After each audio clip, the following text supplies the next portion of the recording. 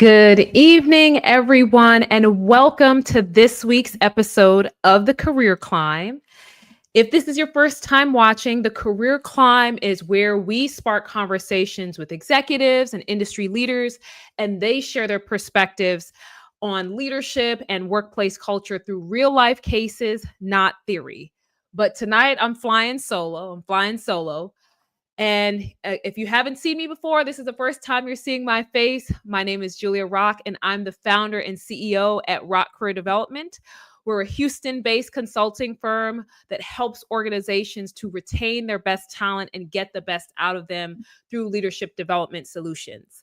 So, when it comes to leadership development, we provide executive coaching services, keynote speaking, training, and workshops, as well as consulting. So, depending on what your need is, if it's big or small, Rock Career Development can support you in that.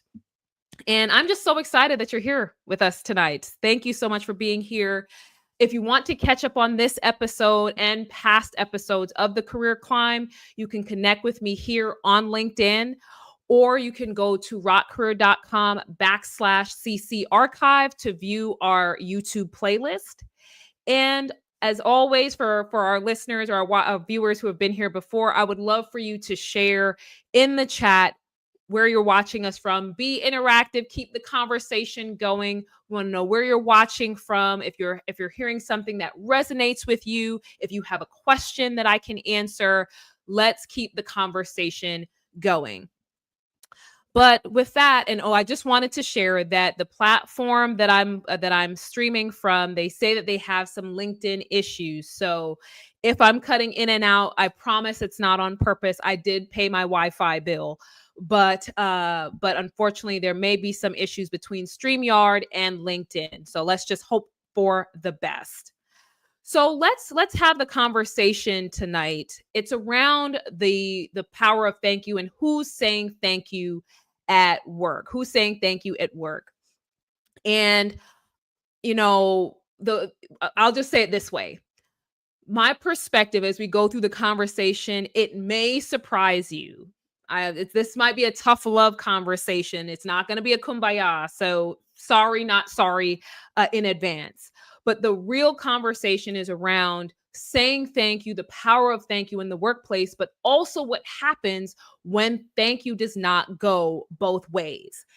And the reason that this came up is I recently started a Substack. And if you're not familiar with Substack, it's a platform similar to Medium and some of these other blogging platforms that are out there. It's just one of those kind of platforms where you're able to write long form content about whatever topic you choose. And so I recently started mine, and I talked a little bit about thank you, but from a leadership perspective.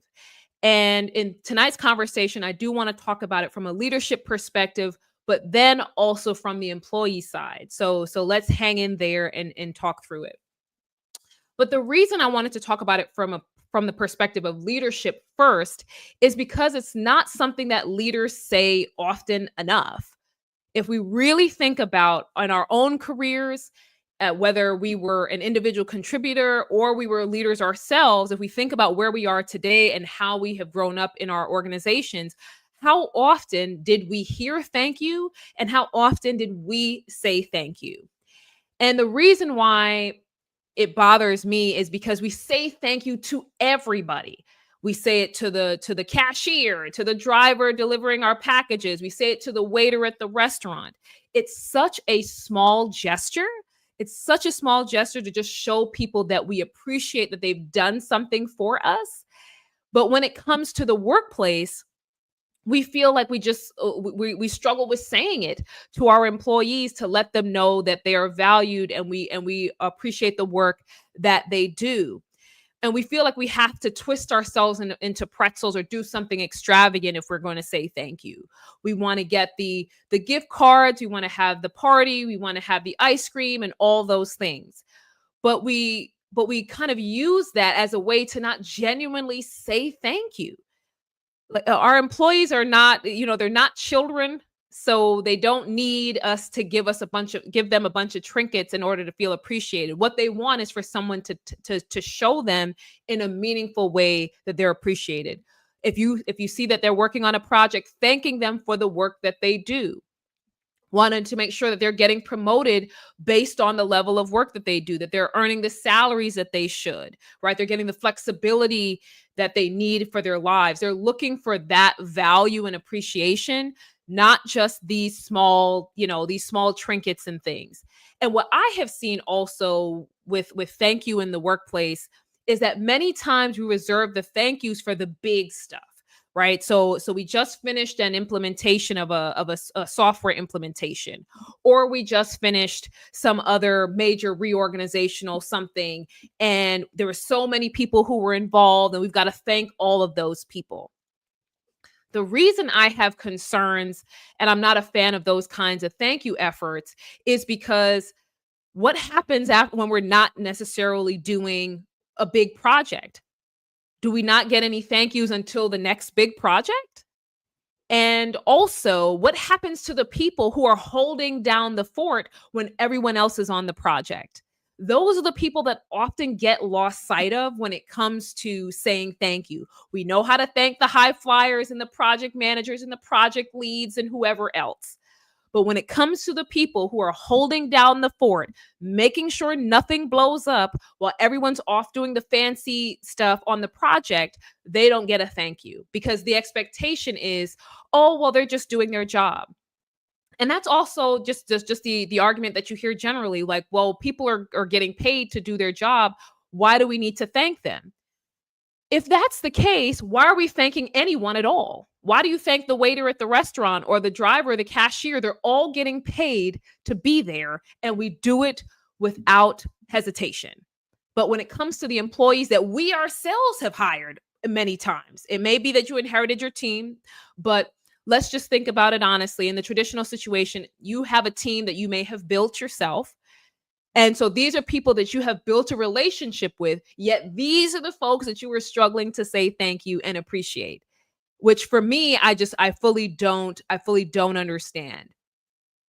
And and one of the things that I want us to keep in mind is when you say thank you to someone, it's also recognizing their humanity. You're recognizing the fact that this person is not a machine, they're not a robot. Even though someone is getting a paycheck to come to work, you don't know what they're leaving behind at home. You don't know what they're leaving behind in their car or at their bike or whatever it is, however they got to work. You have no idea what they're leaving outside of those doors to come in and put on a happy face and do the work in front of them. And that accounts for you too, because that's the other thing. Many leaders don't feel appreciated either. They're leaving a ton of things, out at the door at home, and they're not getting a thank you. So if you yourself know that you may not be maybe feeling appreciated, and we're going to talk a little bit about that in a little bit. But if you know that for yourself, what do you think is happening to the employees who work for you who are likely not getting paid nearly as much as you are? They're likely not getting as many opportunities as you are because there's more of them, right? And so you have to think about these folks are human. They have issues, they have problems, they have things that are going on outside that they're leaving out at the door, and they're coming and they're giving their best. They're putting their best foot forward. They're putting their best foot forward. And again, especially if there's a difficult economic climate, look at the situation we're in today, regardless of your political affiliations or what have you. It's a tough job market. It's a tough economic market, whether it's tariffs, inflation. There's a lot that's happening right now. And so people are having to navigate quite a bit. And your organization may have lost people. They may have your organization may have lost people, had to restructure. And so the folks who are in your organization right now, who are still there, you have no idea whether or not they may be hanging on by a thread. They're seeing all that's going on in the workplace, and then they're dealing with everything at home, the high bills, the whatever, and they're showing up every day. So you have no idea how powerful just letting someone know that you appreciate the work they're doing. You have no idea how powerful that is. I'll give you an example from my own career. So in one of my jobs, I led a large team, and we had gotten to the point where I'm trying to remember if it was end of year or end of quarter, but the team had to finish some financial reporting submissions. And two of the supervisors that work for me, they had to step in to help get things over the finish line. We were running up against the deadlines. There was a lot of recycle. And so they had to get involved and work really late to get those things done. And so the next day they were in the office too. So they stayed up late, did everything, got the team together and made sure all the submissions went in on time and accurate, and they were in the office the next day. So what did I do the next day? I went and I found them, and I went by and I told them, "Thank you." I said, "I know what you did," and I talked about the specific submissions and how late they stayed up because I found out from the manager that they were reporting to, and I thanked them earnestly and talked about what the process was for them to get everything done. And for me, that was just a natural reaction. And what I learned from the manager that they reported to, who was one of my direct reports, she came and told me that they went to her and said, did you know that Julia came by and thanked us and showed appreciation for the work we did? And that's how you know that it's resonating with people. They were willing to go and tell their boss that, hey, did you know that Julia came and spoke to us and said thank you? And that's the power. You have no idea the difference you will make with showing genuine appreciation. And it's free. For whatever reason, organizations will spend a ton of money to try to say thank you instead of just using those words on a regular basis. We will save up for the end of year Christmas party and the holiday party and the whatever else. But instead of just being able to just walk the halls on a regular basis and say thank you, for whatever reason, we struggle with that. And so if you don't listen to anything else I'm saying in this conversation, your employees deserve a thank you. If they're showing up and giving their best, they deserve a thank you from you, regardless of whether or not they're working on a project or something big and shiny, or if they're just holding down the fort and doing an excellent job where they are. They deserve a thank you. If you can muster it up for the strangers that are outside that you're going to interact with for all of 5 minutes, you can say those same words to the people who are showing up for you every single day, adding value, creating transformations, driving change, or at least just keeping the engine running within your organization. Even if it's nothing big, they are keeping the lights on, and they deserve a thank you. And so that's the first part I really wanted to talk about, was on the leadership side, the importance of demonstrating gratitude and letting your people know that you see them, you hear them, you value the work that they're doing. And yes, they're getting a paycheck, but so are you.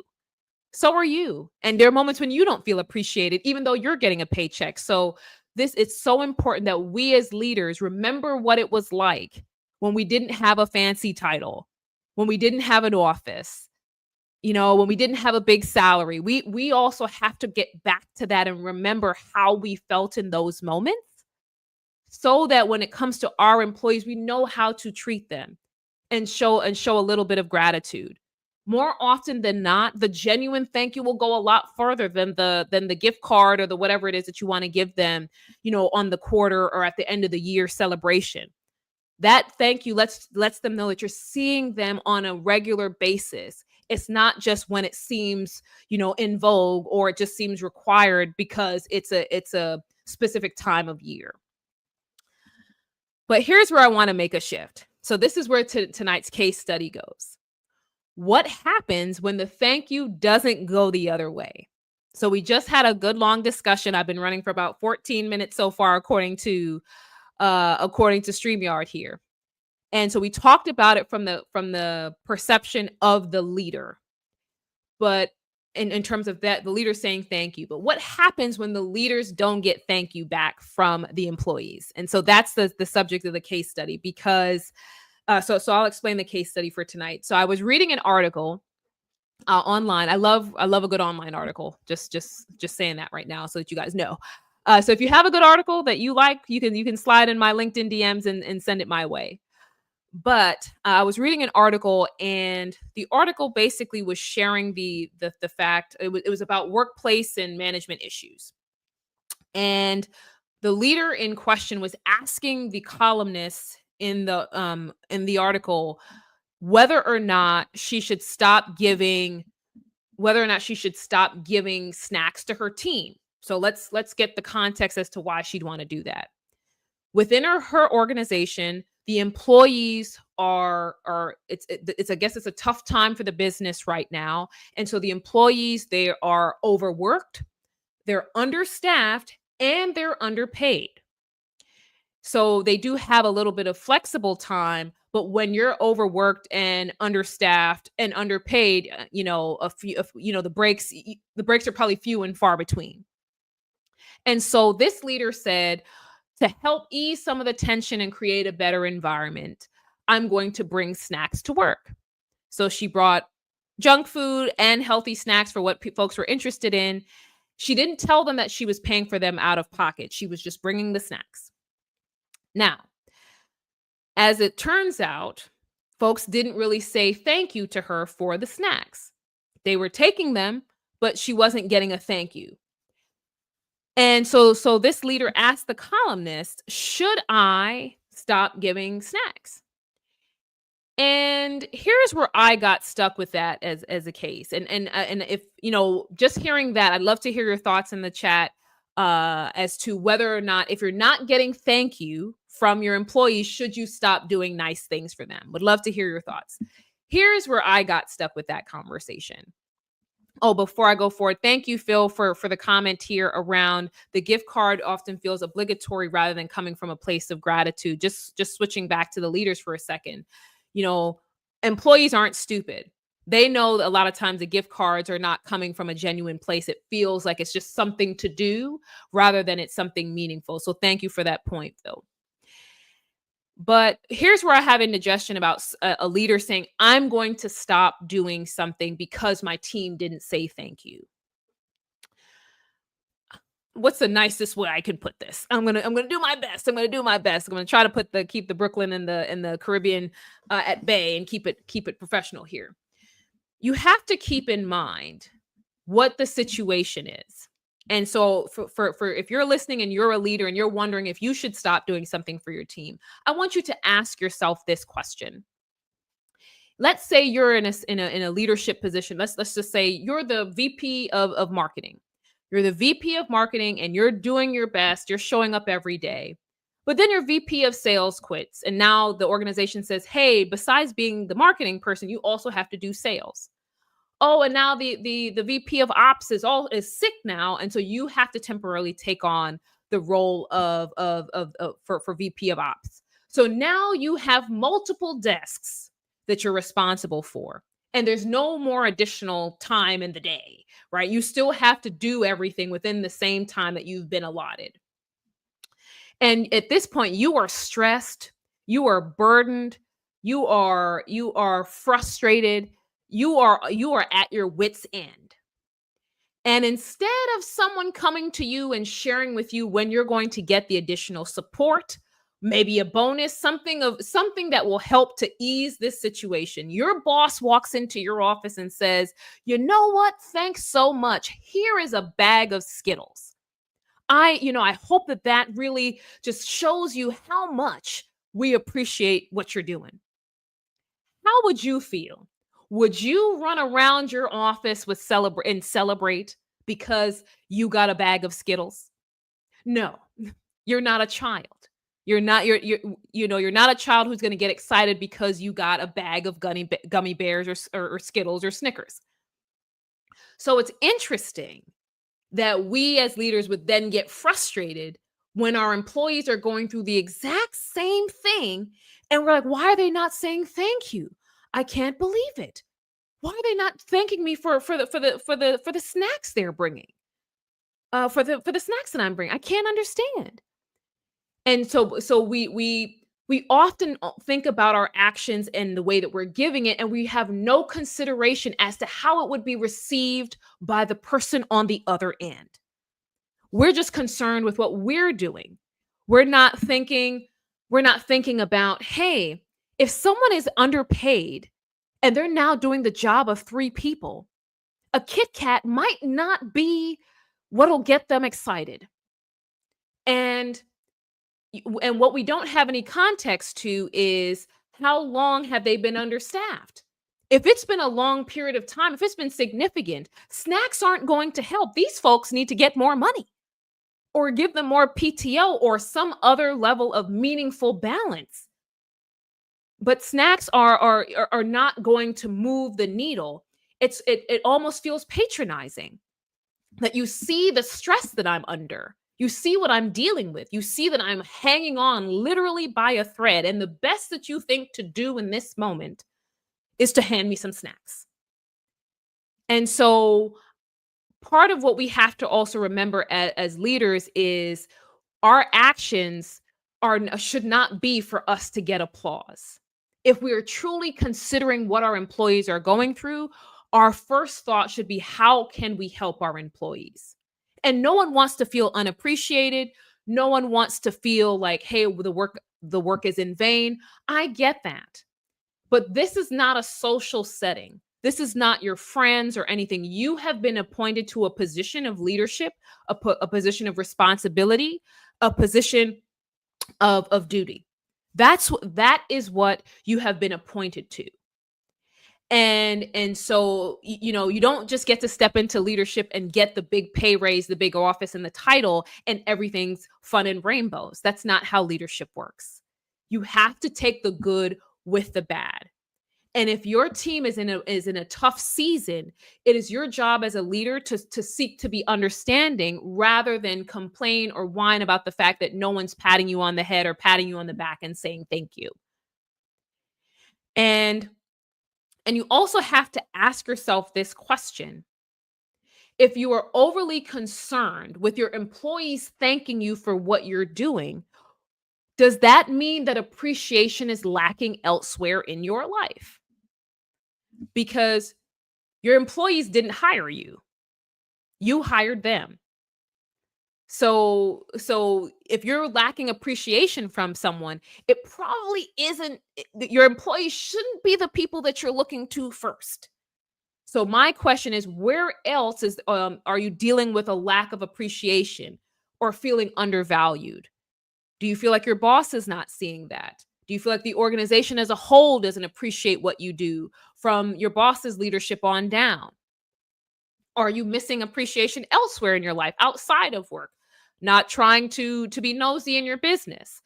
But this seems like it may be a broader issue if your concern is more about whether or not you're getting applause than what you are doing for your team. And the other question that I would have is, if you have these concerns about your team not being appreciative, not being supportive, have you talked to them? Have you sat with them and asked them how they're feeling? What's going on? What would be most helpful for them? Because if they're underpaid and understaffed, and you can't help them with either of those things, budget constraints, the board stepping in the way, who knows? If you can't help them with those things, it is your job to get in the room with them and listen to, what else can we do in the interim? I am fighting to get you more people. I'm fighting to see if we can get provide additional financial incentives. I'm working on that. But in the meantime, what else would be helpful? And let your team talk to you. The good thing about leadership is you can get the direction from the people who work for you. You can get insights from the people who work for you. You don't have to come up with some idea all on your own. It may be something as simple as, we don't want snacks. Maybe we want fruit. I don't know. But in all seriousness, you can take a moment to ask the questions as to what would be most helpful for you. What do you need in this time frame? What's additional support can I provide to make this time frame, this temporary situation better? Because typically, or at least we hope that if you're understaffed and so forth, that at some point you're going to get additional resources on board, especially if productivity is slipping or there's customer impacts. Typically, the organization gets on board, even if it takes a little bit of time. So it's about, are you asking the questions there? And if you aren't feeling appreciated, are you having that conversation with your management around, hey, this is the work that I'm doing. I want to make sure that you are fully, excuse me, you're fully aware of what I'm working on. And I want to make sure that you understand the milestones that we've reached. That it's important for you to own your own situation, and because your employees don't need your baggage. They've got their own.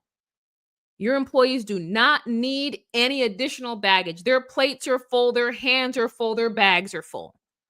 So if you have things that you need to resolve personally, then that's for you to handle. And I told you guys at the beginning that I was not going to sugarcoat, that this was going to be honest, because we have to recognize that leadership is a hard job. It will often feel thankless.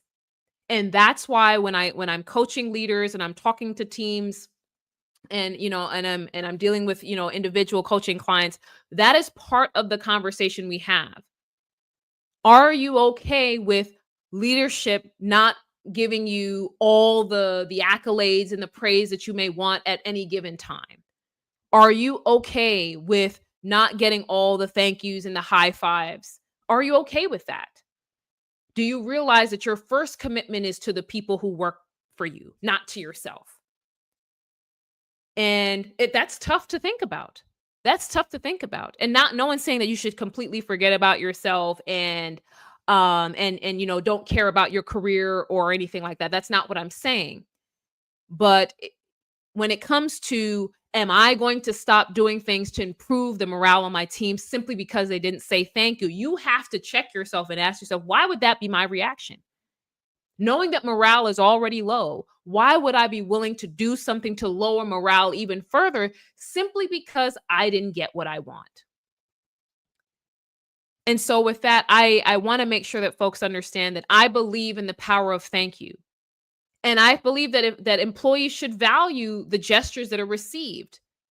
But you have to also keep in mind that even if they're not running up to you and hugging and saying thank you so much for the Skittles and the Kit Kats, that doesn't mean that you pull the rug out from underneath them because you didn't get what you want. Your focus as a leader should be more on impact, more than it is on validation, more than it is than getting applause, more than it is than getting the cheer for being the cool boss that's doing everything. It should be about, what impact am I having on my team? How am I developing these individuals to be better professionals and to achieve their career goals while achieving the organizational objectives? And so that is, that's really the idea, is you've got to think about, why am I in this leadership role? Why did I take it? And am I fully up to the challenge if I don't get any praise for it? Am I committed enough to my team and their development and their success and what we can achieve together? Am I truly committed enough to that to live through the moments when there's no applause, no high fives, no accolades, no rewards coming? I can tell you the stories that of where I have had my performance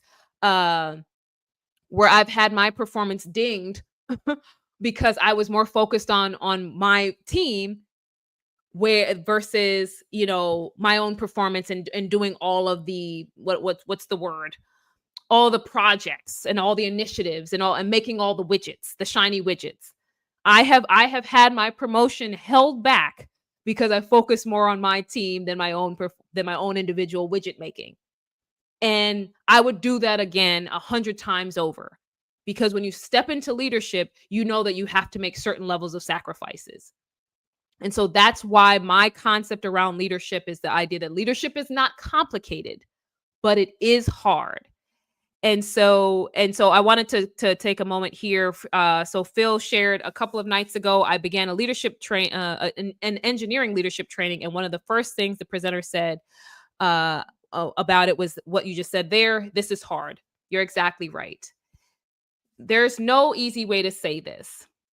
what happens in organizations, or when people look at corporate and rising the ranks in corporate, is you get promoted, you get the corner office, you get the secretary out front your desk, asking you, do you want a bottle of water? And you're living your best life. You've got this big salary and this bonus and these stock options, and they romanticize what it means to be a leader.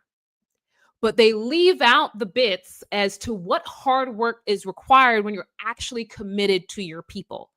Now, there are plenty of leaders out there who are not committed to their people and just want to rise the ranks. I've had a few of those bosses who were managing up and not down, and the rest of us had to suffer. I've had those bosses. I'm sure some of you have had those too. But if you're seeking to be a good leader, an effective leader, there's more that comes with the territory than just the big paycheck and the office.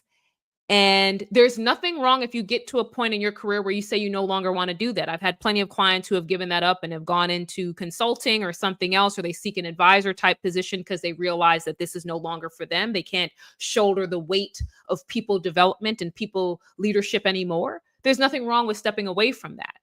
But if this is the moment that you're in, you can't get hung up on the minutia.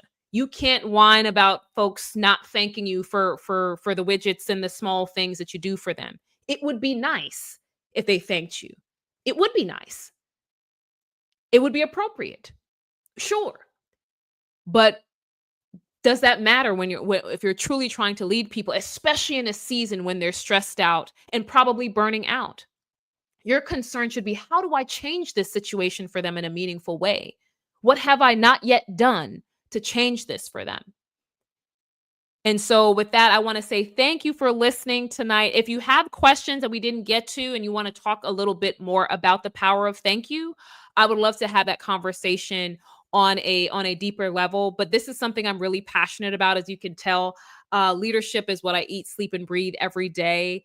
And I've said this on several different live streams that I got from my friend Enrique Gonzalez. Self-preservation is not a leadership trait. And self-praise is not a leadership trait. Your focus should be squarely on your people first, and then you come after them. If people are your greatest asset, that means you've got to nurture them.